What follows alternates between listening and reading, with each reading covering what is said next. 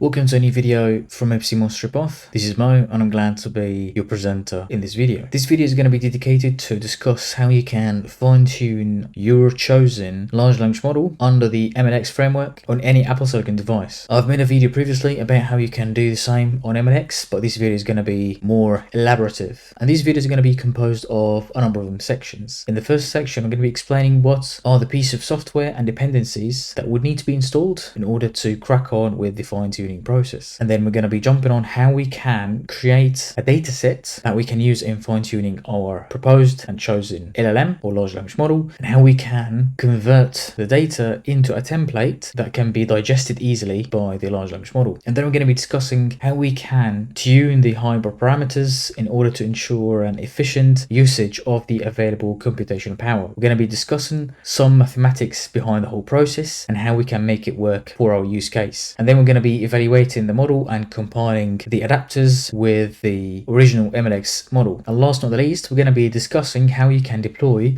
your fine-tuned model into different applications such as Ollama and Open WebUI. And before we dive in the video itself, I want to emphasize that everything we're going to be discussing in this video is available on one of them GitHub repositories that I have created specifically to explain how to fine-tune your proposed and chosen LLM on any Mac device. And as you can see on the screen, you can go to one of my GitHub repositories, which is MLX Finetuning. You can go on my webpage on GitHub, which is github.com/morshaw93/MLX_Finetuning. And you're going to find a number of files. One of them is the actual Jupyter notebook that we're going to be discussing in details in this video. Another important file is the actual README file, and you can scour through this repository to understand more and more about the whole process. You're going to also find the Python application that I have created in order to convert the fine-tuning dataset into your preferred chat template depending on the model chosen. And also you're going to find a number of the model files for different LLMs, which is going to help you a lot in the process of exporting your fine-tuned LLM to Llama for further usage on other pieces of software. And now without further ado, let's dive in this video.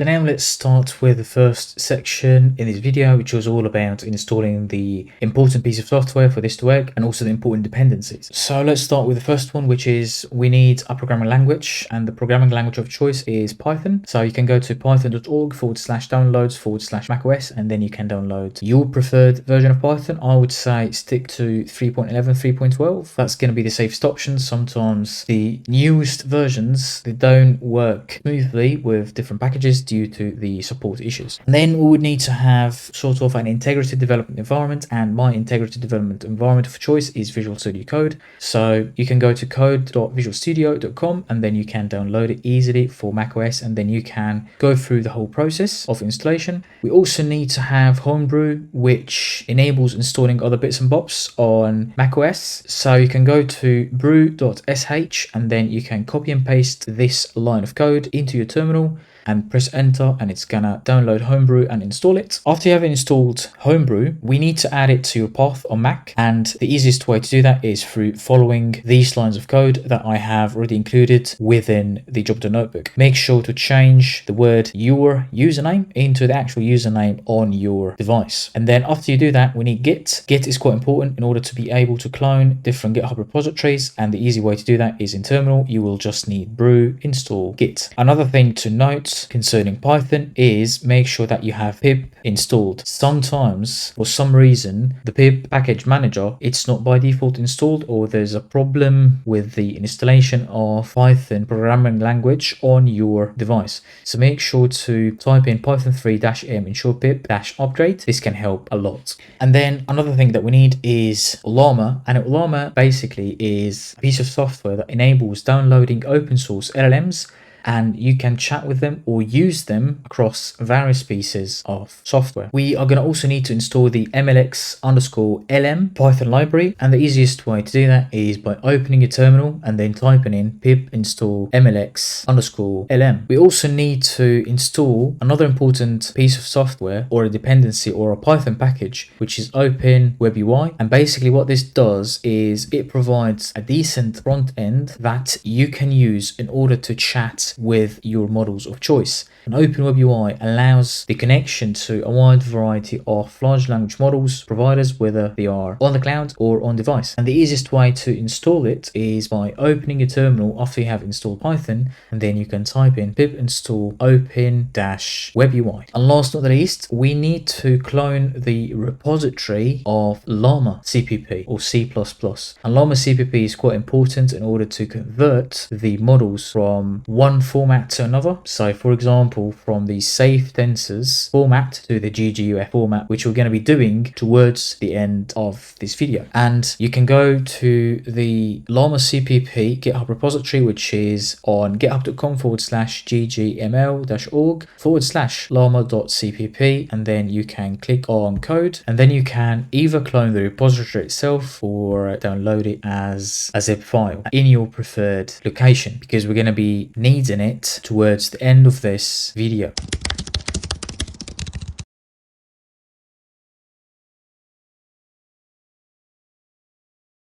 And now we have installed the important dependencies and the piece of software for this to work seamlessly. We need to have an understanding on how can we create a data set that we can use in the fine tuning process. So I'm going to showcase with you what I have done, and hopefully this helps you with your fine tuning journey. So I'm mainly doing the fine tuning for a wide variety of them large language models in order to be able to help the Royal Institution of Chartered Surveyors assessment of professional competencies candidates who want to get chartered under the RICS. So mainly it's a game of questions and answer pairs. I have a substantial amount of PDFs and I have extracted the data from the PDFs in the format of question answer pairs, as you could see in columns B and C. So straight away, that is easy stuff. You can do that either manually or through your preferred code. And then this template is not understandable by the large language model. And that's why I've created a small piece of code that I'm going to be sharing with you. You can find it here, which is called LLM_chat_template_converter.py. You can run it on your computer. And what this application does is it allows converting the CSVs and Excel sheets into a format that can be easily digested by a wide variety of large language models architecture. It covers Llama 2, Llama 3, the Mistral architecture, ChatML, Alpaca, Vicuna, Zephyr, Phi, Gemma, Chat, GLM, the Quen, Falcon, MPT, OpenChat, and also you can add your own custom chat template. When you're on this application, you will find something along them lines. You can easily import your files. Let's choose one file. So that is the file of my choice. You can find it easily, the different columns, and you can choose what is the question column and what is the answer column. So in my case, it's already question and answer. They were chosen automatically and correctly, and then you can press on confirm columns, and here you go. You can find here all the data in. You can also choose how much of the data is going to be dedicated to training, how much is dedicated to testing, and how much is dedicated to validation. I've kept it at 80% for training, 10% for testing, and 10% for validation for the time being. And then from here, you can choose a wide variety of them templates. You can choose your preferred chat template depending on the model of your choice. Let's say that we're going to be choosing the Mistral chat template. And then when you go here to the template format, you will see what is the template that is required by Mistral so that it can digest easily your data. If you change that one, for example, to Quen, you will find that it is completely different. And when you click on the apply template, it shows you how the question and answers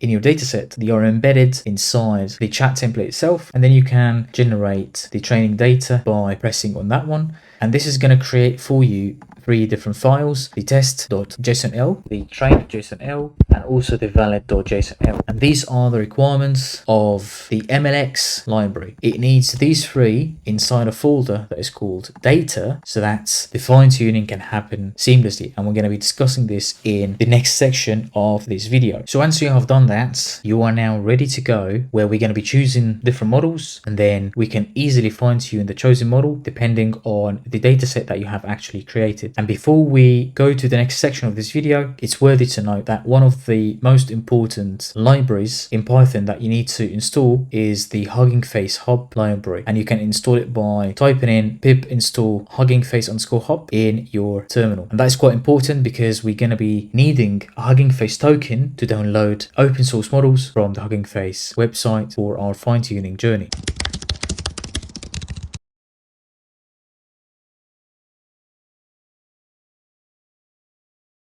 start with the third section, which is all about downloading our proposed models or the model of choice, and then choosing the best values for the hyperparameters in order to make the fine-tuning process as efficient and seamless as possible. And now let's dive in the notebook. So starting with the first step, where we are declaring here a wide variety of the important things that we are going to refer to in multiple places in this code. So where the data is sat or saved, and that is from the previous section or the previous step, after we have created the train.jsonl, the test.jsonl, and also the valid.jsonl using the relevant chat template to your model of choice. The second thing is where the HuggingFace model is going to be downloaded on your machine. The third argument is the actual name of the HuggingFace model. And the easiest way to get the name of your preferred model is by going to the HuggingFace website and then search for your preferred model that you're going to be fine-tuning, and then press on the copy icon in here, and then you can paste it in the Jupyter notebook in here. And then the fourth one is the HuggingFace token, where you'll have to create a token on the HuggingFace website, and don't worry, everything is free of charge. This token is going to be the link between your computer and the HuggingFace website so that you can download models seamlessly on your machine. And then MLX path, that's basically where the file is going to be converted from a classic HuggingFace model into an MLX model, which can be read in a way that is much more efficient and much faster on Apple Silicon devices. And then the next argument is the adapters, and that's basically going to follow the fine-tuning process, where the adapters that contain the actual fine-tuning are going to be saved on your machine following the fine-tuning process itself. And then once you finish the fine-tuning process and then you have tested the adapters, we need to fuse or combine the adapters with the MLX model, and that's going to be the output model, and we'll have to specify where this is going to be saved. Hence I have declared this variable in here, and then you can discard this variable. It's all about the desired model name that you're going to be using when exporting to Ollama towards the end of this video. And the system prompt is interesting, and it could be fairly important when you're doing the evaluation of the trained adapters. And last but not the least, that's the Llama.cpp path on your machine after you have cloned the Llama C++ from github.com, or if you have downloaded the zipped file as we have alluded to in the first section of this video. And once you have run that, you can then go forward and then make sure you have authenticated the HuggingFace token, and then you can download your preferred model in your preferred directory on your computer. The next step is all about converting the HuggingFace model into an MLX format that can be efficiently read on your Apple Silicon machine. So what I've done here is that I was trying to understand the different commands inside the MLX_LM.convert file, and these were the arguments. So mainly all I want to do is a conversion of the floating point 16 model that I have downloaded. In the case of this file, it was Mistral version 0.3 in struct, and I didn't want to do any sort of quantization of any shape or form. So what I have undertaken here is I've started with the convert, and then I specified the HuggingFace model that I have downloaded on my machine and where it is saved, and then I have specified where I want the MLX converted model to be saved on my machine. The process of downloading here above is going to be dependent on your internet connection and also the amount of pressure on the HuggingFace servers. And then the process of conversion into MLX, for me, it took about a minute or two. It was not that lengthy in any way, shape, or form. Once you have done the download of the proposed or required HuggingFace model and also the conversion into an MLX format, the next step is basically going to be understanding how you would undertake the fine-tuning. So the fine-tuning that we're going to be adopting is using the low-rank adaptation or low-rank adapters. So in here, I just wanted to understand what are the arguments that are going to be required or available under the LoRA. And these were mainly the arguments. It specifies where the model is sat on your computer,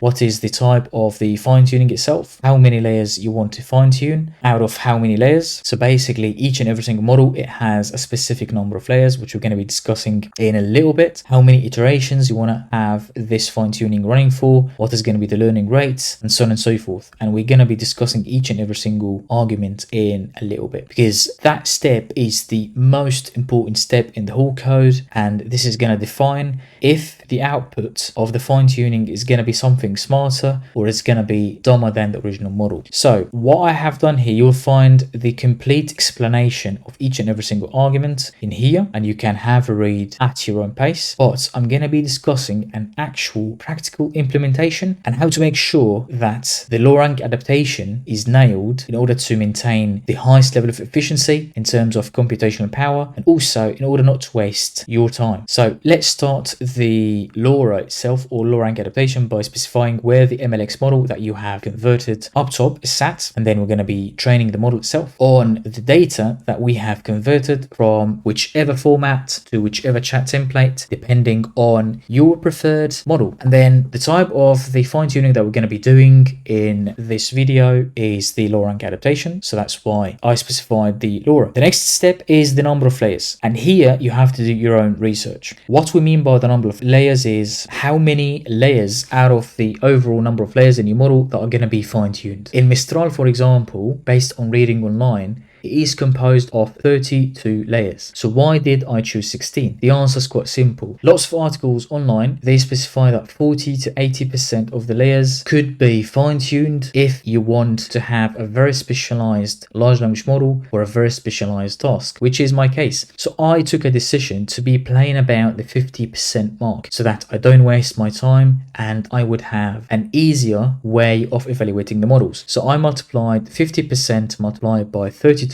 which gave me 16 layers. The next thing is the batch size. So the batch size, the higher the better, but it means that it's going to take more computational power. But this is going to be quite important if you are fine-tuning an LLM, because at the end of the day, the majority of large language models nowadays, especially the instruct variants, they are already very good at answering questions and completing tasks. So if you're going to be fine-tuning models, that's going to be done for very specialized areas. I increased the batch size to 16 to have more stability in the gradient. You would find quite a lot of videos online and quite a lot of articles that kept it at 8, and 8 is the default when you don't know what you're doing. The next thing is the number of iterations, and in order to calculate this properly, you have to understand the concept of the epochs. So the epochs, they are mainly the number of the iterations multiplied by the batch size divided by the number of records in your database. The number of records in my database, they are about 500. The equation would be the epochs is going to be equal to the iterations multiplied by the batch size divided by the number of records in my database. Different articles online, they said that in order to have a proper fine-tuning for answering specialized questions, you would target anywhere between 3 to 8 epochs. So I prefer to have 5 or 6, and then I worked backwards to calculate the number of iterations. So in my case here, I had 200 iterations multiplied by the batch size of 16 that I have chosen above divided by 500. That gave me 6.4 epochs. That proved to be very good in my own use case. So do your own due diligence and you will have to calculate these stuff. And now let's move to the validation batches. So the validation batches in my case, they are 4, and there is a reason for this. So the equation is quite simple, which is the ceiling of the number of validation records divided by the batch size. In my case, I have 500 records, 10% of them are for the validation. So 50 records divided by the batch size, which is 16. So as you can see here, it's going to be 3 point something. 50 divided by 16, that's going to give you 3 point something, and the ceiling of it is 4. And that is a good practice. We shouldn't be using a very high figure so that you don't overuse the validation records. That's going to lead to massive amounts of inaccuracies when testing the model for its accuracy. And then the learning rate is quite important because it defines how much your model is going to be sticking to the original learning itself, or the trillions of tokens of training of this model. So if you made it the default, which is 1 multiplied by 10 to the power of -5, that means that the model is going to be quite sticking to the original learning, and it's going to be quite slow to learn the other things. And if you increased it a lot, 1 multiplied by 10 to the power of -4 or 1e -4, That means that the model is going to be super stupid because it's going to be only reliant on the new learnings and it's going to forget a substantial amount of the original learning. So you'll have to hold the stick from the middle. In this case, you can target anywhere between 2e-5 to 5e-5. So I have chosen 2e-5 as a learning rate. The number of steps per report, that's going to be really dependent on a use case. In my case, I preferred to have reports every 10 steps so that I can see the validation loss and how much learning is being undertaken and what am I gaining as a developer from having more training. Does more iterations in training yield to higher accuracy or not? And then the next step is the steps per evaluation, and there is an equation for it, which is the maximum of 50 and the number of iterations divided by 10. So when you do the mathematics of this equation, it's going to be the number of iterations divided by 10. That's going to give us, in this case, 20. So it's going to be the maximum of 50 and 20. So hence I've chosen 50. The next argument would be where the adapters would need to be saved, and that is quite straightforward. That is in the path that I have dedicated above, or I have declared above, and then saving every. That means how many checkpoints are going to be saved during the training. Normally you would need to have an excess of 4 checkpoints, hence I have chosen 50. The maximum sequence length, that's going to be dependent on your datasets. In my case, the Excel sheet that I have showed you before, the questions and answers for each and every single row, they never exceeded 300 tokens. So even though I have 300 tokens, but I have given the liberty to draft responses up to nearly 2000 tokens long. And then here I'm declaring gradient checkpointing for a more seamless fine tuning. And then I have declared a seed. The seed is quite important if you want to reproduce the same results for the sake of comparison of different fine tuning scenarios. In my case, I am training multiple models, so it wouldn't really matter what I put in the seed. But if you are fine tuning the same model with a different combination in these parameters or hyperparameters, it's going to be quite interesting and important to put a seed and choose a value. And this 7 billion parameter model, it took me quite close to 45 minutes.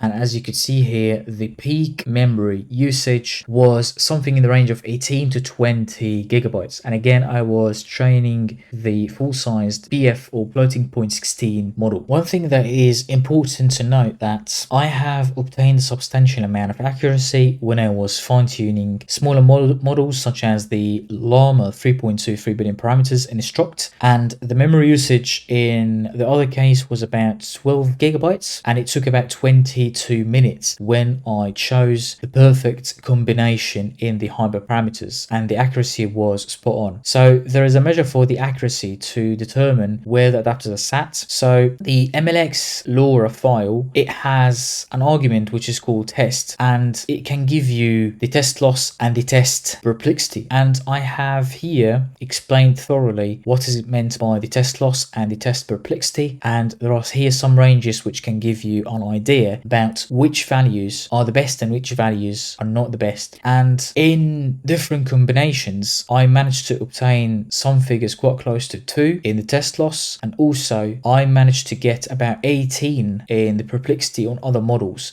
by changing the parameters a little bit. So we have undertaken the fine tuning, and now you have the adapters saved in the dedicated file for the adapters themselves. We need to test how good the adapters are in real life examples. So there is a file under MLXLM which is called generate, and it has a substantial amount of arguments where you can specify the model itself, the original model, the MLX model, in addition to the adapters, how many tokens you want to generate, what is the system prompt, and so on and so forth. And we're going to be exploring this in a little bit. And again, I have explained thoroughly here each and every single argument and how you could use it, because the default file, it doesn't provide a substantial amount of explanation. So this explanation in green, which is commented, is going to be super helpful for you guys. And briefly, we have here the model chosen, which is the MLX model that we have converted. We have the training adapters that we have just done or created above or developed above following the MLX_LM.LoRA. And we have the system prompt, which is related to my use case of a specialist answering RICS APC questions. And then my prompt was give me something related to procurement and tendering level level 2, and the maximum tokens to be provided to me, I've limited them to 400. I kept the temperature to a minimum so that I have realistic answers, not creative answers. I'm not really seeking any creativity here. It's all about real life examples, so be straightforward and to the point and do not faff about. And I've used the default chat template because I've already created proper chat template in the data itself, and they are fed properly into the model. And verbose allows me to understand how many tokens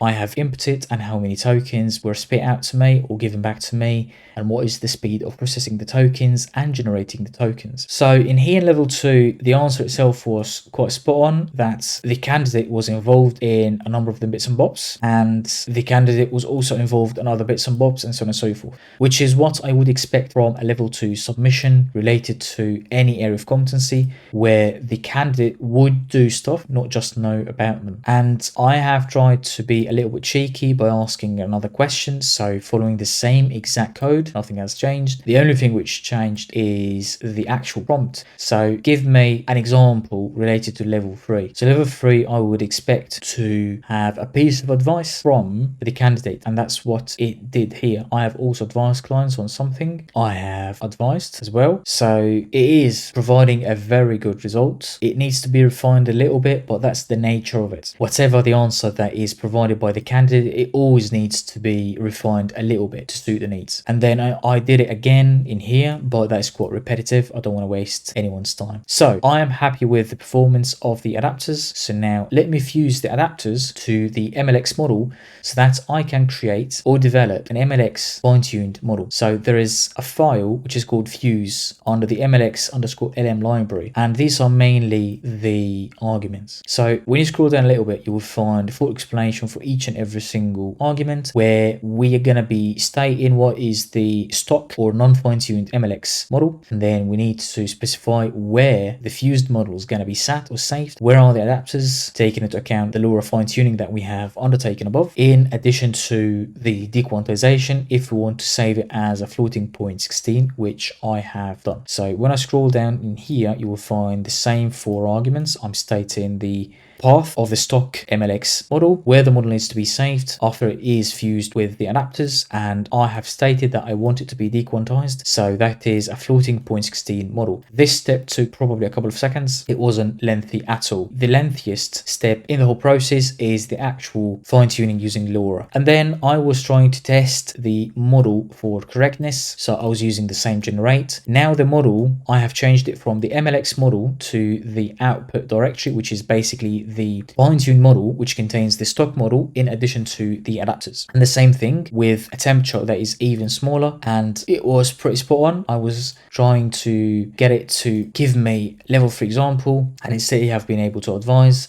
It stated it multiple times in this answer, which made me happy. I'm happy with the end result, and that is a bit different from the other video that I have done before, which gave me very bad results for the fused model. And in here I have followed the code of the MLX, but this step is honestly not useful in our case, because in here I was just trying to make the best use of the code provided by MLX. You can completely discard this step, and then we need to convert the model into GGUF so that you can deploy it in a wide variety of solutions, because the model as it sits here, that model in the output directory, it is saved as safe tensors, and as you could see here on the screen, these two are the safe tensors. I want it to be converted into a GGUF file. So if you prefer to push stuff to the hub, the MLX fuse library allows the end user to push stuff to the hub, where you're going to have to state the directory of the original model, the directory of the adapters, and also the original model on the HuggingFace website, where you want to push it on the HuggingFace website, which basically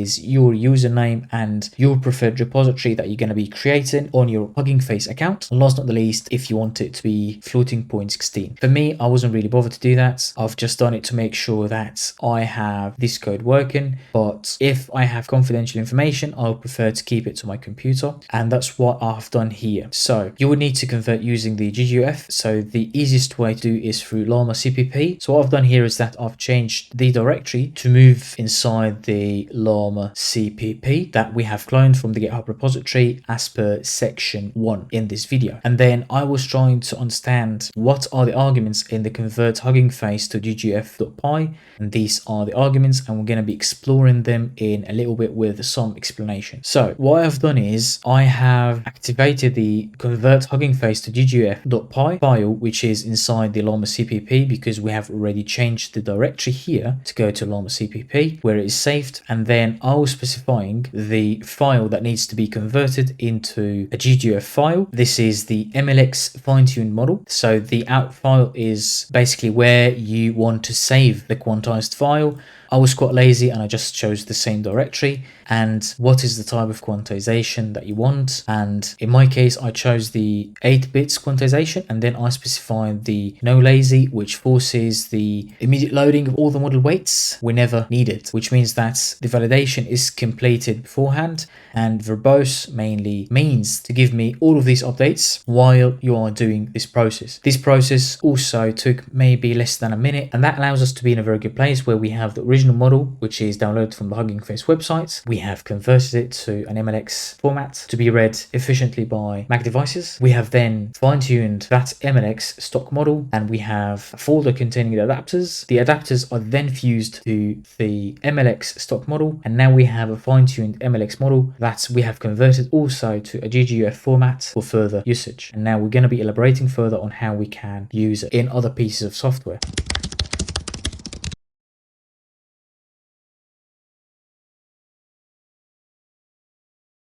So once we have finished the fine tuning itself and we have a GGUF file, we can easily push this file to Ollama for further usage. So in order to push a model to Ollama, we have to have a model file. So let's go to any model in Ollama, for example, Mistral. And then when you click on the model itself, you will see the model card, which includes the model name itself, the parameters and the likes, and what is the quantization or the level of compression.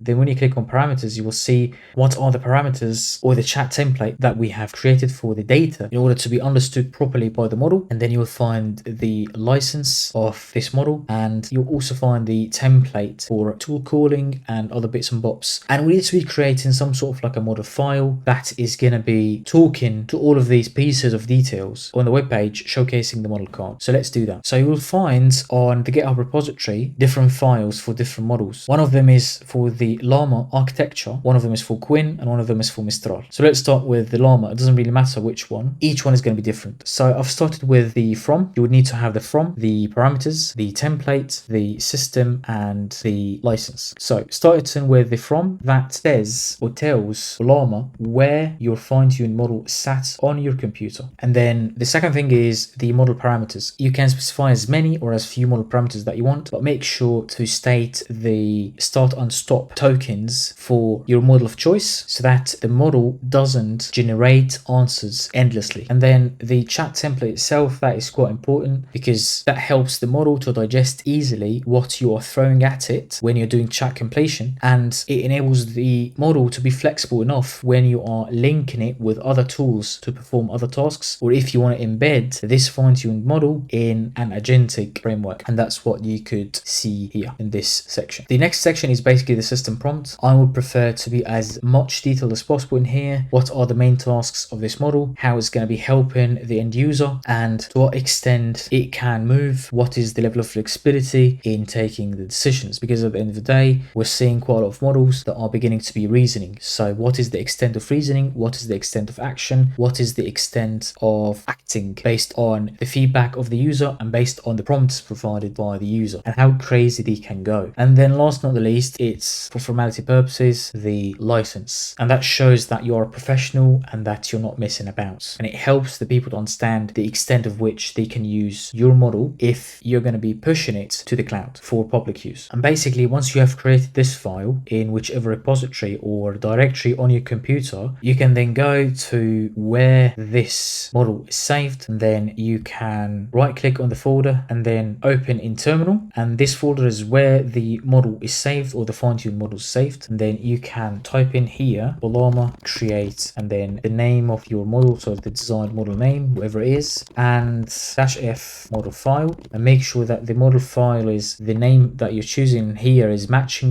the name of the actual model file that you are creating. And once you're pressing enter, that's where you'll see that Ollama is telling you that it's pulling a manifest and it's creating the model in the backend. And in here, I have created a substantial amount of models, so you can list all the models that you have by typing in Ollama list. And as you can see here, I fine-tuned a fair bit of models so that I can get prepared for this video. And also you can pull models by typing Ollama pull and then the name of the model that you want. And you can also run any specific model by typing in Ollama run and then the name of the model. For example, let's take a small one like this one here. I'll copy and paste that so that you can see how it looks like in reality. It took about maybe 20 seconds, and I'll say I give me a good quality example for procurement for the competency, procurement and tendering level 2. And in level 2, I'll be expecting some sort of involvement and doing by the candidate. As you can see, super fast at blazing speed. It says that on a 15 million quid commercial development or commercial office development, I provided an advice. That's even reaching above and beyond what I'm asking for, which is good. And it's saying that it intervened, and the response contains that there is a comparison between the quotes. So there is here an involvement, and the response, it alludes to the action. So the successful intervention was recorded as a project financial intelligence and the likes, and so on and so forth. And you can end any conversation by typing in /by. So that's the first piece where we have exported this to Ollama. Now we want to see how this could be taken up a notch by deploying it to a decent piece of software or a decent Python dependency called OpenWebUI, which we have already discussed in the first section of this video. You can install it by typing in pip install open-WebUI. I've installed it already, so I don't need to do that again. And you can open it or run it by typing in open-WebUI and then space serve, and then press on it. It's going to take a fair bit of time to get everything up and running. And for clarity purposes, open-WebUI, it's going to download anywhere between 3 to 5 gigabytes on your machine, so it's going to take a bit of time in the download process. So OpenWebUI, it has opened on the localhost 8080, which I'm going to be showing you in a little bit. So you can go to your browser and then open a new tab and type in localhost 8080. Then it's going to ask you for a username and password. In my case, I've already done it. OpenWebUI is quite important if you want to have lots of active users and you want to give admin rights to some people and user rights to other people. In my case, I'm just one user, so I don't really need to be bothered with a username and password. And what I've done here is that I have already tried some of the models that I have fine-tuned. So when you are having a new chat, you can select your preferred model, and you can see here we have a wide variety of the models that are available through Ollama. So when I type in RICS, you will find all of the MLX models that I have done. You will find the MLX here, MLX here, MLX here. I've tried a fair bit of models such as Llama 3.2, the Qwen 14 billion parameter, Qwen 4 billion parameter instruct, Qwen 4 billion parameter, the non-instruct, which is the base model, and also the Mistral 7B. So you will find here the results. In my case, I have had a very good result with the smallest of them, which is Llama 3.2 3 billion parameter. After playing about with the hyperparameters, I managed to get the highest level of accuracy. I also maintained a very high level of accuracy, but with much lengthier answers from Qwen 3 4 billion parameter, but it kept giving me this kind of gibberish template stuff that it spits out. But the answer itself is very good. It starts by saying, okay, user is asking about X, I need to think about Y so that I can respond properly. Mistral was quite straightforward and to the point, and it was very accurate. The last model that I have tested, which is Qwen 3 14 billion parameter. So what I have noticed is this model tends to provide the wireframe for the answer, but not the actual answer itself. It's as if it's helping me to think about what I should write rather than provide me with a ready-made example. So it needed some convincing to be able to provide me with a final drafted answer. And as you can see here, I should mention a project what I worked on, maybe commercial, describe the risk management process. That is the wireframe. So I had to be quite specific. You mentioned the highlights, I want the details, and then it's spit out what I want. Maybe it's 50 million, whatever it is. I can mention the print route, like blah blah blah, and so on and so forth. So it needed some convincing in order to provide me with what I'm after. But again, the end result is fantastic. In 20 to 25 minutes minutes, you can have proper model like this, which can give you very good results in a specialized area such as bid responses, chartership routes, and also CV writing. And the sky is the limit because you can fine-tune these models on any confidential data that you possess. Now, what's the final verdict? So based on my observations and based on what I have done from creating the datasets, going through the fine-tuning process itself and choosing multiple models, I can easily say now that the small language models are the future. You can have lots of small language models that are fine-tuned on confidential information to do specific tasks, and you can embed all of these small language models into a larger agentic framework to do a wide variety of tiny specialized tasks. This means that you can have multitude of 1 to 3 billion parameter models that are going to cost you peanuts when deployed either internally or on the cloud. I hope that you have found this video useful and insightful. If you have liked what you've seen so far, do not forget to give this video a thumbs up, subscribe to my channel, also check the other videos that I do concerning the deployment of AI and machine learning within the construction industry. Thanks a lot for watching and catch you in the next video.